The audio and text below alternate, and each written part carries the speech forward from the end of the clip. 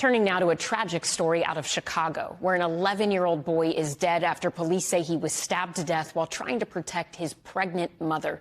Police say the mother had an order of protection against the alleged murderer, who was out on parole for just one day and had multiple parole violations. NBC News correspondent Adrian Broaddus has more, and we want to warn you, this story does contain mentions of domestic violence, and many of the details are disturbing.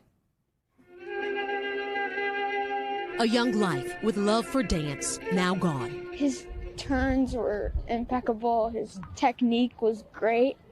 I loved it. Jaden Perkins was murdered on March 13th. He was 11 years old. This is something that should not have happened. One day after he was paroled, police say this man, Crissetti Brand, a convicted felon with a history of domestic abuse, forced himself into the apartment of Jaden and his mother and began stabbing her. Police say Jaden was trying to protect his mom, who was pregnant. Victim 2, the 11-year-old child, had been stabbed in his upper chest. The chest wound had cut victim 2's carotid artery, killing him.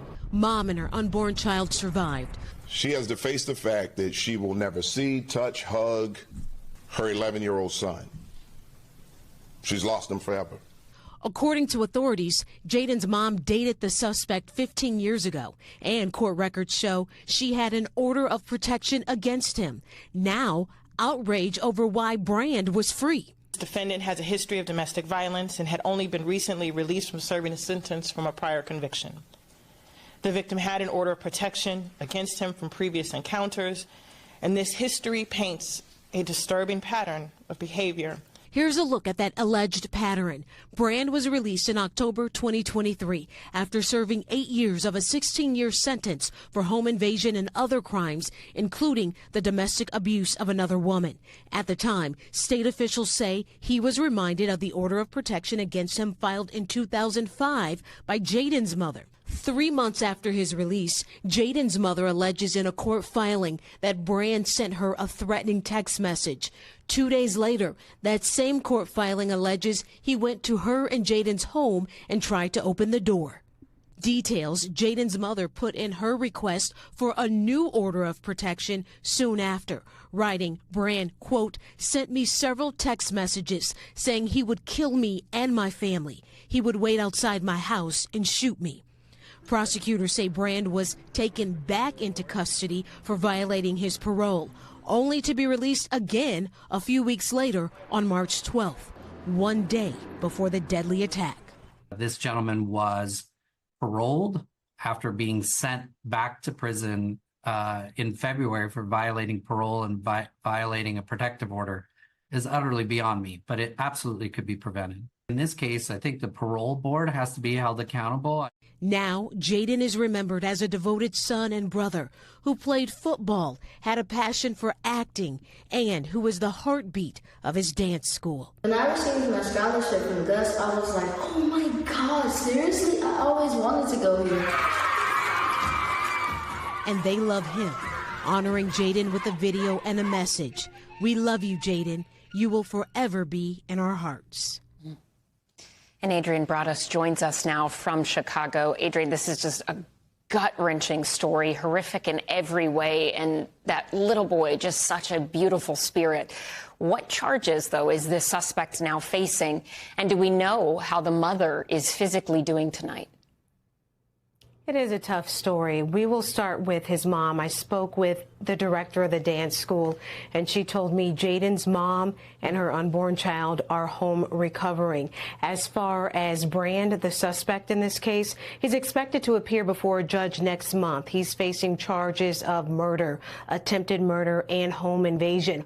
Also in the home on the day of that attack was Jaden's 6-year-old brother, who was unharmed.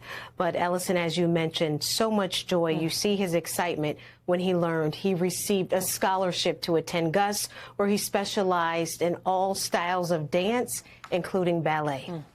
Back to you. Jaden is the name we will certainly remember tonight. Adrian Broaddus, thank you so much. We appreciate you and your report. Man, you niggas in Chicago is disgusting, man. Disgusting. I'm glad I don't live in Chicago, man, because y'all niggas in Chicago are just plain ruthless and disgusting, man. This dude right here sat here and stabbed an 11-year-old boy because the little boy was trying to protect his mother. And you guys just heard what they said, right? You heard what they said. The mother put a restraining order on this dude because this is supposed to be her ex. And I tried to tell a lot of all these women's that have psychos like these, that stalks them, stuff like that. I've always tried to tell a lot of women's, man, restraining order does not help. These dudes do not care about that restraining order. And I've watched the news plenty of times when I hear these women put a restraining order on their ex-boyfriend or their ex-husband or their baby daddy. Restraining order doesn't work on these guys. These guys don't care, man. These guys don't care at all. I mean, you're really just wasting your time, filing a restraining order against people like these, because people like these do not care about restraining orders. Restraining orders does not work. I hear it all the time. Y'all women's put restraining order on these dudes. These dudes don't care about the restraining order. They be like, I don't care about no restraining order. Restraining order ain't gonna scare me. You know what I'm saying? These dudes violate. Them dudes don't care nothing about no restraining orders. And y'all heard what he said, man. This dude right here did 8 years in prison. 8 years. 8 or 9 or 10 years in prison. And then as soon as you got out, you wanted to continue on doing something stupid. Bro, you might as well should have stayed in prison if that what your plan was. Oh, yeah, when I get out of prison, man, I'm going to go after my ex-girlfriend, man. Bro, you might as well should have stayed in prison if you was going to get out and continue to do something stupid. And you sat there and stabbed a 11-year-old boy that was trying to protect his mother. All because your ex wouldn't take you back. Bro, she done moved on with her life. She's already pregnant and, got an 11-year-old boy and stuff like that. That woman done moved on with her life. And you still stuck on one woman? You a weak ass nigga for that, bro. You weak as fuck for that, bro. Like, real talk, bro. You is weak. You staying stuck on one woman. All the women's down there in Chicago. There's plenty of women's out there in Chicago. You mean to tell me that you couldn't find another woman out there in Chicago besides your ex? Like, these are weak-minded ass dudes right here with no pride. They stay stuck on one woman. I'm like, damn, bro, was the sex that good? Must have been the best sex you ever had in your life. If you're gonna sit there and keep dwelling on the same old woman, it must have been some good sex. Sex must have been that good, was it? Man, I gotta have some more of that, man. You ain't leaving me. I'm like, damn, niggas, is the sex that good, nigga? God damn. Man, I hope they get this dude in prison, man. They got to get this dude, man. This dude is a baby killer, man. Somebody need to get this dude in prison. Somebody need to get him. Somebody need to confront this dude in prison, man. Like, real talk, man. Because this right here is just sickening right here, man. Stabbing an 11-year-old boy. For what? That boy was innocent. That boy was just doing what any son would do, protect their mother. But you women's out there that's got these old crazy ass ex-boyfriend, stop filing a restraining order against these guys, man. I'm going to tell you what you women need to do. You women need to go out and go get you a damn gun for dudes like this. I just wish that woman had a gun. Had she had a gun, she could have popped him. As soon as he kicked the door down, she should have shot him. When you got dudes like these that don't want to obey the restraining order, the best option is to go out and go purchase you a gun. If you ain't no felony or whatever like that, go get you a gun permit or whatever like that. Or if you know somebody, ask somebody on the streets for a gun. Somebody on the streets will sell a gun or whatever like that. If you're a felon yourself and you can't get a gun nowhere, then find somebody on the streets. But somebody will sell you a gun if you know somebody out there. But yeah, if you got like crazy dudes like these, the best thing to do is pop these dudes, man. Shoot these dudes. These dudes don't care. And clearly this dude wanted to go back to prison for whatever reason. I guess during the time when he was serving time in prison, all it was vengeance on his mind. Instead of thinking about, when I get out of prison, I'm going to better myself. I'm trying to do better. But instead, everything that was on this dude's mind was vengeance. I want to get revenge on my ex. Get revenge. God, bro, this. You a weak ass nigga, bro. Like real talk, bro. You a weak ass nigga for that. You weak for stabbing a boy. You weak for dwelling on one woman. Dwelling on one woman. That woman done moved on, like I said, bro. She done moved on from her life, and you can't move on. I mean, that little boy did not deserve to get stabbed, man. He did not deserve to get stabbed. That's why I tell about you women out there dating these wacko ass Chicago niggas out there, man. You Chicago niggas out there is something though. You women date these crazy ass dudes out there, and then these dudes turn into the boogeyman. One of y'all worstest feared. Oh, hey, put a restraining order. You knew this dude was crazy the whole time. Gosh, boy. And he sent threatening text messages to her, and the cops didn't really take it serious. And then they finally arrested him. Then he got.